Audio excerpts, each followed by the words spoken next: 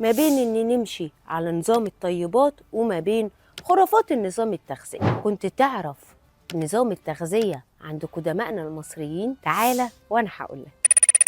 المصري القديم كان مهتم جدا بصحته، وكان فاهم إن الأكل جزء أساسي جدا من العلاج. كانوا بيستخدموا الأعشاب بشكل كبير جدا، مش بس للأكل، لأ، كانوا كمان بيستخدموه كمسكن للآلام. ومش بس كده، ده كمان العسل كانوا بيستخدموه كمطهر للجروح. أما بقى البصل والثوم فدول كروت الجوكر كانت عندهم، بينزلوا بيهم لعلاج أمراض كتيرة قوي. استنوا هنا، الموضوع لسه مخلص.